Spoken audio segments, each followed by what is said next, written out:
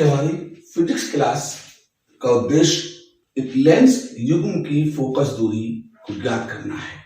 Lens युग्म से आपको नाम को लगता होगा कि इसमें दो लेंस प्रयुक्त किए जाएंगे और प्रयुक्त लेंसों को संयुक्त करके जो एक लेंस बनाया जाएगा वही लेंस युग्म कहलाएगा।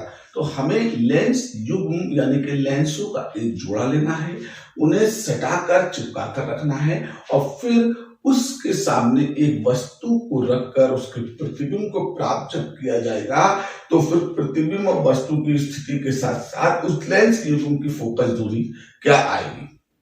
तो इसके लिए मैंने क्या किया है कि अब लेंस युग्म को बनाने का काम शुरू किया है। तो बारी बारी से हम इस पे काम करेंगे। तो हमने क्या देखा है भाई, ठीक है, कि हमने एक लेंस को बनाया और वो लेंस हमारे पास ये आ गया है। ये एक लेंस मैंने यहाँ पर अपने बोर्ड पर बनाया है और ये हमारा एक पहला लेंस हो गया है। कौन सा लेंस हो गया है? पहला लेंस। इस लेंस को मैंने L1 का नाम दे दिया है और अब इस लेंस में मैंने मुख्य अक्ष को खींचा। तो जब मैंने लेंस की मुख्य अक्ष को खींचा और खींचने के बाद मैं जब हट गया तो अब मैंने क्या किया है, एक लेंस बनाया है जिस लेंस को नाम L1 दिया है और उसकी मुख्य अक्ष को खींचा है। इस मुख्य अक्ष पर मैंने एक वस्तु को रखा है, ठीक है। ये वस्तु O हो गई, वस्तु क्या हो गई? O। अब क्योंकि ये लेंस L1 के सामने रखी है तो अभी हमने इसकी इस L1 से दूरी को U नाम दे दिया। तो ये लेंस L1 के सामने एक वस्तु रखी है। अब इस वस्तु का प्रतिबिंब पहले हम L1 से प्राप्त करेंगे, युग्म की बाद में बात करेंगे। तो हमने क्या किया है ना, इससे एक प्रकाश किरण चलाई है और इस प्रकाश किरण को इस लेंस पर आपतित किया है। तो ये प्रकाश किरण क्या होगी, ठीक है, जब ये इधर से, ठीक है, वायु से कांच में जाएगी तो थोड़ा सा अभिलंब की ओर झुक जाएगी और फिर जब आप इस प्रकाश किरण को दूसरी तरफ बाहर निकालेंगे ना तो ये प्रकाश किरण इस तरह से, ठीक है, लेंस के इस ओर मुख्य अक्ष पर आकर मिलेगी। तो हमने इसे जहां पे मिली है वहां पर इस पहले लेंस से बने प्रतिबिंब को I1 का नाम दे दिया है, I1 का नाम। तो इसकी पहले लेंस से जो दूरी होगी वो दूरी भी आप देखिएगा कितनी हो जाएगी, वो दूरी हमने कहा V1 हो गई है। तो अब देखो, प्रतिबिंब वस्तु की स्थिति पता है, प्रतिबिंब की स्थिति पता है, वस्तु की स्थिति और प्रतिबिंब की स्थिति पता हो तो फिर जो लेंस की फोकस दूरी का सूत्र होता है, तो मैं जर्नल का एक सूत्र लिखता हूं, ठीक है भाई। लेंस की फोकस दूरी और लेंस की जो फोकस दूरी होती है वो 1/में, ठीक है, F बराबर 1/V और -1/में U होती है। यह है लेंस की फोकस दूरी, 1/में F बराबर 1/V -1/U।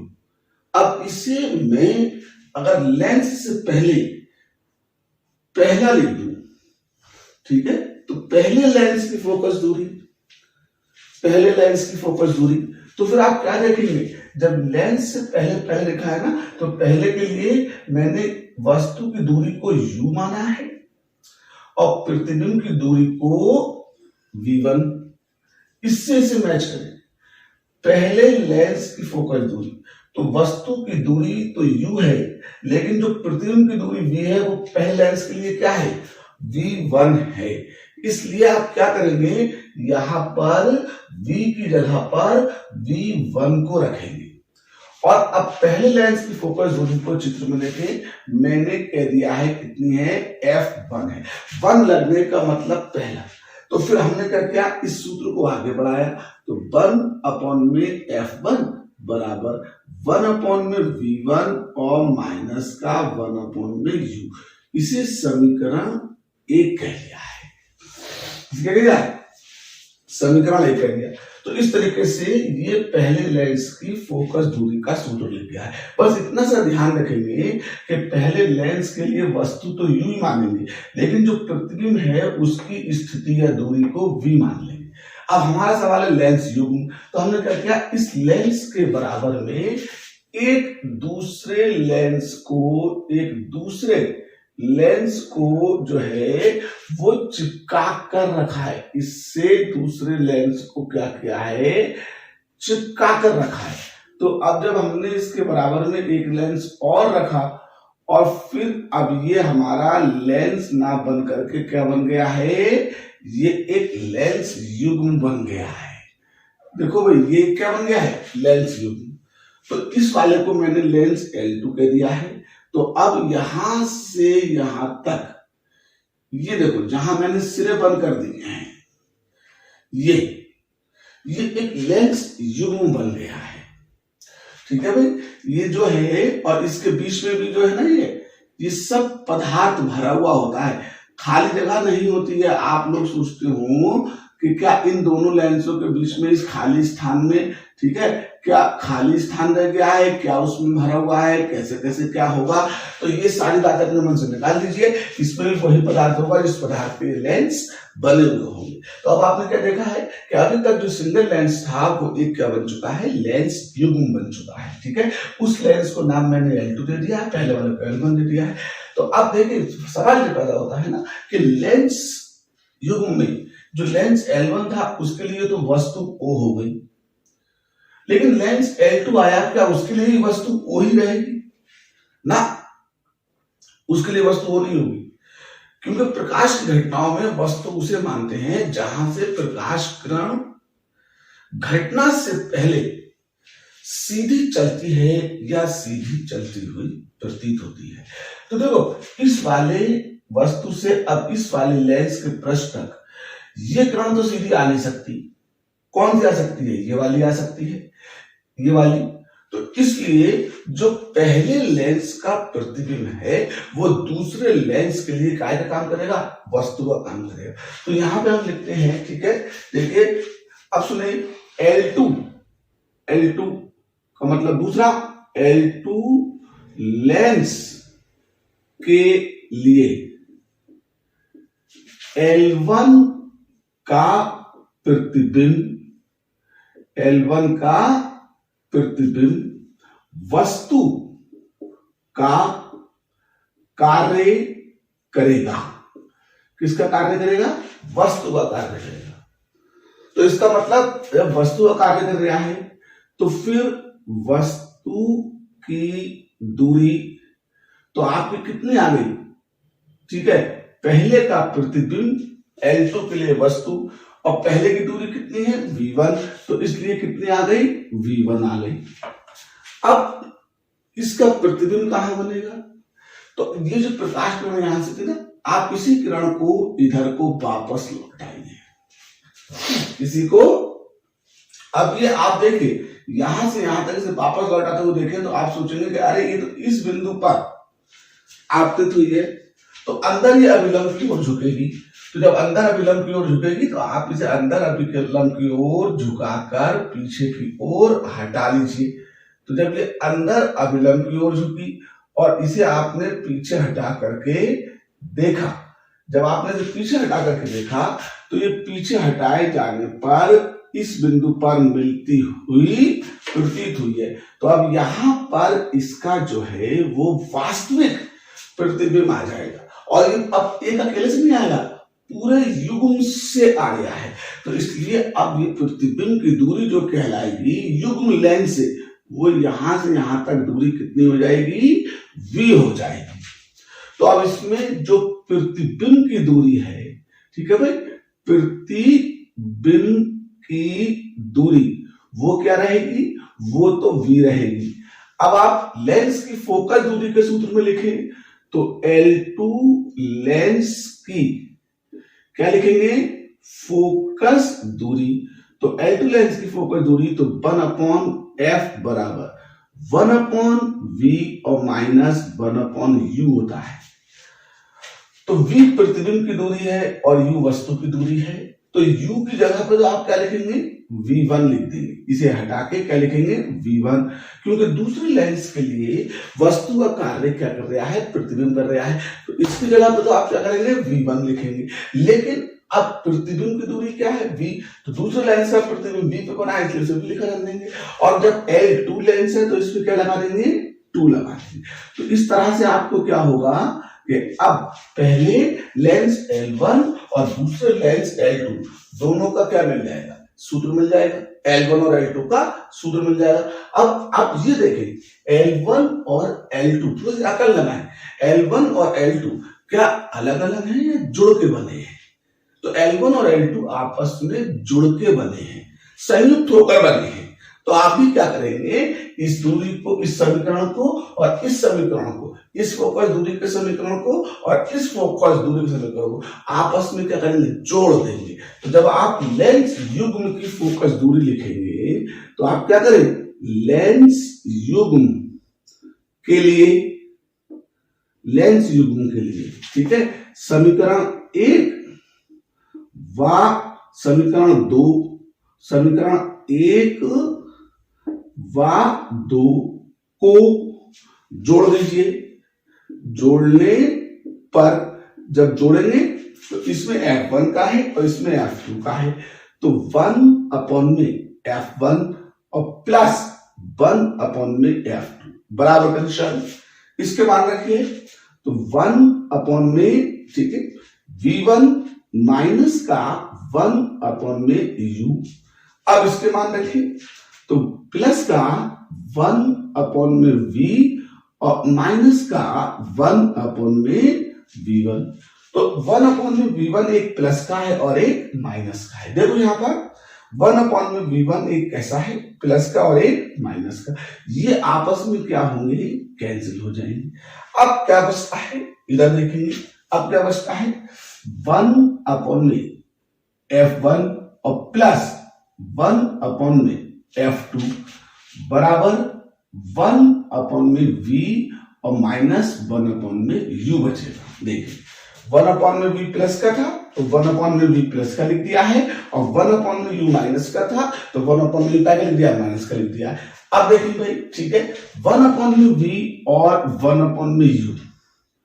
फिर चले हम लोग चित्र की तरफ। किसकी तरफ चले, चित्र की तरफ। इसी समीकरण हम यहां पर 3 बना के छोड़ देते थे।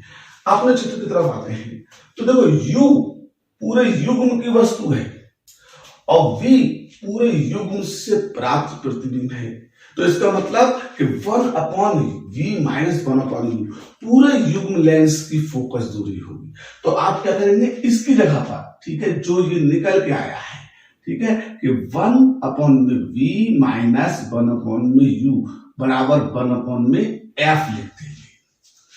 अब इसकी जगह पर इस समीकरण को उठाकर रख दीजिए।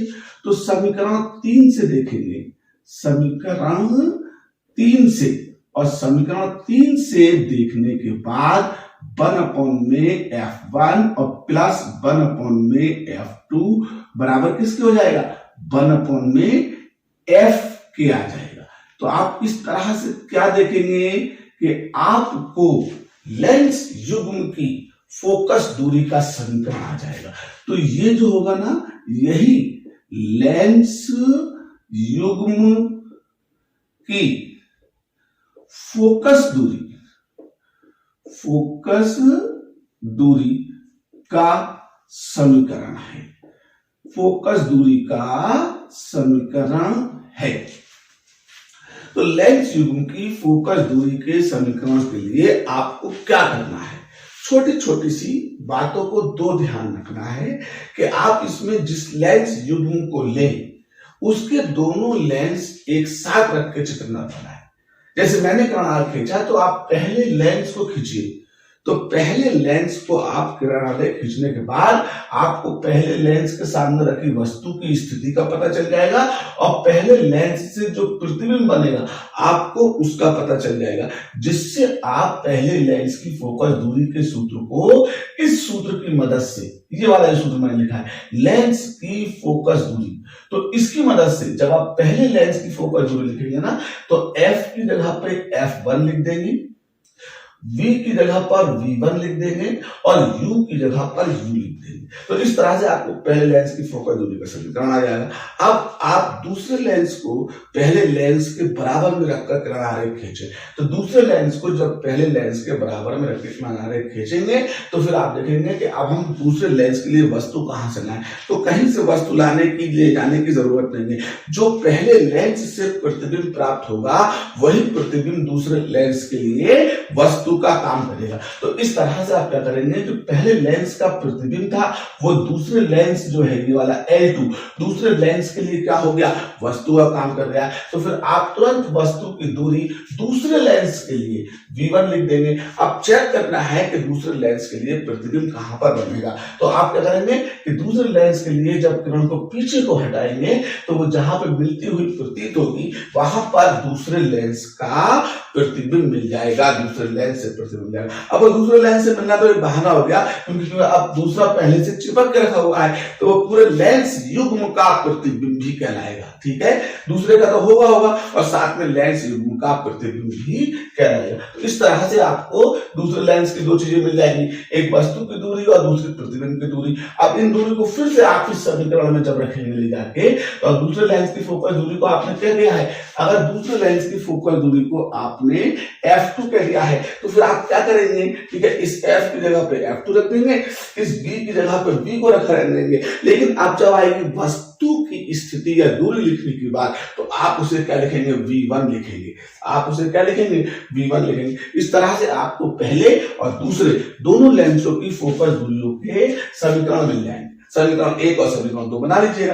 फिर आप क्या करेंगे, आप सोचेंगे अरे भाई ये तो लेंस मिल गए हैं और समीकरण मिल चुके हैं तो इन्हें करें क्या, कुछ नहीं करना है। लेंस युग्म संयुक्त लेंस बार बार आपसे कहा जा रहा है, तो इसका मतलब संयुक्त है, जुड़े हुए हैं, युग्म है, जुड़े हुए हैं। तो आप उन दोनों समीकरणों को उठाइए और आपस में जोड़ दीजिए। जब दोनों समीकरणों को जोड़ेंगे तो आपको तुरंत पता चल जाएगा कि v1 जो पहले प्रतिबिंब की स्थिति बनी थी पहले लेंस से, वो दोनों क्या हो रहे हैं, आपस में एक दूसरे से कट जा रहे हैं, एक प्लस की एक माइनस की है। इसलिए फिर आपका क्या बचेगा, 1/b माइनस का 1/u बचेगा। अब 1/b और माइनस का 1/u जो होता है वो किसी भी लेंस हो, सिंगल लेंस हो, लेंस युग्म हो, कोई भी हो, ठीक है, तो उसके लिए वस्तु की और प्रतिबिंब की स्थितियों के रूप में फोकस दूरी का समीकरण होता है। तो इसकी जगह पे हमने 1/f लिखा, तो अब इस मान को हमने उठा के यहाँ पे रखा। इस तरीके से हमें, ठीक है, 1/f बराबर 1/f1 प्लस 1/f2 जो है वो लेंस युग्म की फोकस दूरी का समीकरण मिल गया है। तो ये बहुत आसान सा समीकरण है। अब आप इसमें समय मत गवाइएगा, तुरंत अपनी कॉपी को उठाइएगा, स्केल को उठाइएगा, किरण आरेख खींच के इस तरीके से मैंने इसको कैलकुलेट किया है, आप भी इसे कैलकुलेट करते जाइएगा, आपके बहुत अच्छी तरह समझ में आ जाएगा। और मैं उम्मीद करता हूं अगले वीडियो के लिए आप मेरा इंतजार करिए। तब तक के लिए जय हिंद, जय भारत।